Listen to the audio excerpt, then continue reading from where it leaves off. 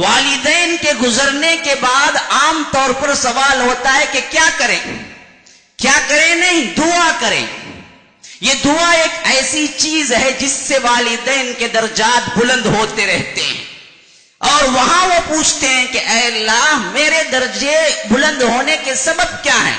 تب بتایا جاتا ہے کہ تمہاری اولاد دعا کر رہی ہے تمہارے لیے۔ ہمیشہ خیال رکھیں، جب بھی دعا کے لیے ہاتھ اٹھائیں کہیں کہ اے اللہ ہمارے والدین کے روحوں کو اعلیٰ علیین میں جگہ دے، اے اللہ ہمارے والدین کے مقامات کو بہت بلند کر دے، اے اللہ ہمارے والدین کے جنت الفردوس میں مقام بنا دے، اے اللہ ہمارے والدین کے قبروں کو جنت کے باغیچوں میں سے ایک باغیچہ بنا دے۔ یہ جب دعا کرتا ہے کون؟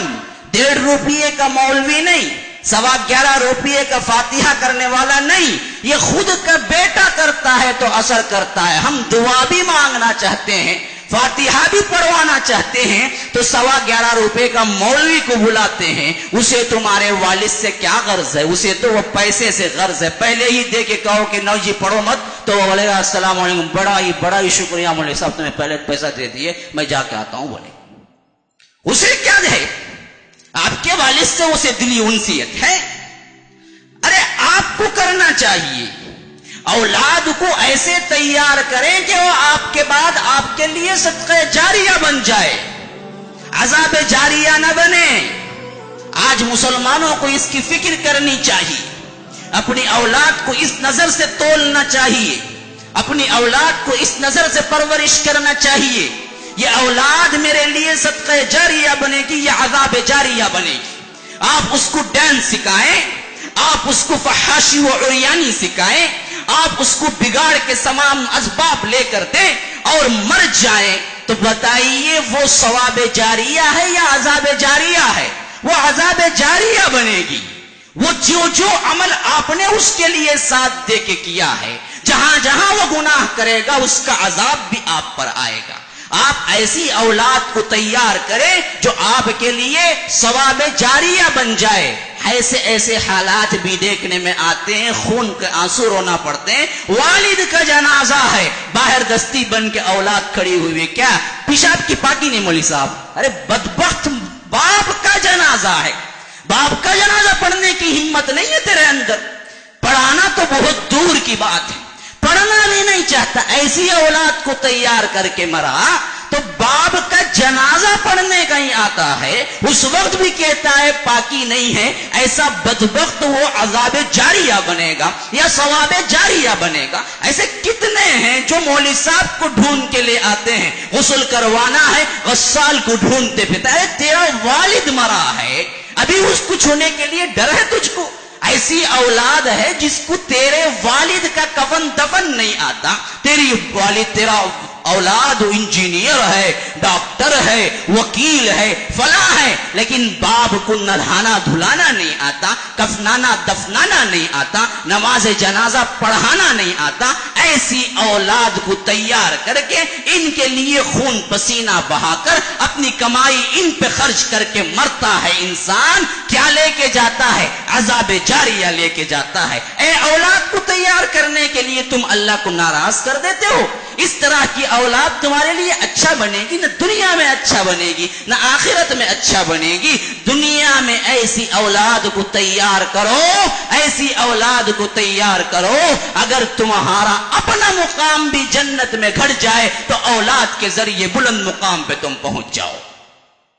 یہ اولاد ہے، یہ بہت بڑا زینہ ہے، یہ بہت بڑی سیڑھی ہے، یہ بہترین ذریعہ ہے جو اللہ نے تمہیں دیا ہے۔ تم کوشش کرو میری اولاد مر جائے تو نماز جنازہ وہ خود پڑھے۔ جس درد مندی سے اولاد اپنے باپ کی، اپنے والدین کی نماز جنازہ پڑھ سکتی ہے، کوئی دوسرا پڑھ سکتا ہے؟ جو جذبات اس کے اندر، دل کے اندر موجزن ہو سکتے ہیں، وہ کوئی دوسرا کر سکتا ہے؟ یہ تو عموم ہے، ہم تو کیا کر لیا، مولوی کے سپرد کر دیا ان سب چیزوں کو۔ یاد رکھ لیجئے یہ اولاد کبھی آپ کے لیے کام دینے والی نہیں ہے۔ انجینئر بنا لو، ڈاکٹر بنا لو، فلاں بنا لو، یاد رکھو سب کا سب خسارہ ہے، سب کا سب خسارہ ہے۔ والعصر، زمانے کی قسم کھا کے کہہ رہا ہے اللہ تبارک و تعالی، ان الانسان لفی خسر، خسارہ ہے انسان، سارا انسان، سارے زمانے کا انسان، آدم سے لے کر آخری انسان تک خسارہ ہے۔ یہ کون خسارے سے نکلا ہے؟ آمنوا وعملوا الصالحات تواصوا بالحق تواصوا بالصبر، ایمان لایا، عمل صالح کیا، صبر کی تلقین کرتا رہا اور حق کی تبلیغ کرتا رہا، یہ ہے خسارے سے نکلنے والا۔ ان بنیادوں پہ اپنی اولاد کو سنوارو، بناؤ، تعلیم دو، خواہ ایک ABCD کا حرف نہ پڑھاؤ، تم پر کوئی ذمہ داری نہیں ہے، ایک لفظ نہ پڑھاؤ انگلش کا، تم پر کوئی ذمہ داری نہیں ہے، ایک علم و فنون کا الف با نہ پڑھاؤ، تم پر کوئی ذمہ داری نہیں ہے۔ ذمہ داری ہے اللہ کے کلام کو پڑھانے کی، ذمہ داری ہے اصول ایمان کو سکھلانے کی، ذمہ داری ہے احکامات الہیہ کی تعلیم دینے کی، ذمہ داری ہے اللہ تبارک و تعالی کے تقوی کو بتانے کی، ذمہ داری ہے محمد الرسول اللہ صلی اللہ علیہ وسلم کے سیرت مبارکہ کو سکھانے کی، ذمہ داری ہے محمد الرسول اللہ صلی اللہ علیہ وسلم کی اطاعت سکھانے کی، ذمہ داری ہے محمد الرسول اللہ صلی اللہ علیہ وسلم کی محبت اپنے اولاد کے دلوں میں جاگزی کرنے کی۔ کہاں بھٹک رہے ہیں ہمارے والدین؟ کس کے پیچھے بھاگ رہے ہیں ہمارے والدین؟ اس دنیا کو بنانے میں لگے ہوئے ہیں۔ ایسی دنیا جب خالی ہاتھ انسان جاتا ہے تو کفن بھی اس کا نیا، اس کے اندر کی کوئی چیز دنیا کی نہیں ہے، وہ بھی پھٹا پرانا چند دن کے اندر ہو جاتا ہے۔ ہڈیاں الگ، گوشت الگ، خون الگ، بکریاں کھا جاتی ہیں، کیڑے مکوڑے جسم کو کھا جاتے ہیں۔ اس دنیا کو بنانے میں لگے رہو اور آخر میں جب جاؤ تو تمہاری اولاد تمہاری نیک نامی کے باعث بننے کے بجائے بدنامی کا باعث بنے، تمہاری اولاد تمہارے لیے ثواب جاریہ بننے کے بجائے عذاب جاریہ بن جائے۔ کیا اس کو کوئی تیار ہے قبول کرنے کے لیے؟ اگر نہیں ہے تو اللہ کے لیے ہوش کے ناخن لو، اپنی اولاد کی تربیت قرآن پر کرو، اپنی اولاد کی تربیت قرآن اور حدیث پر کرو،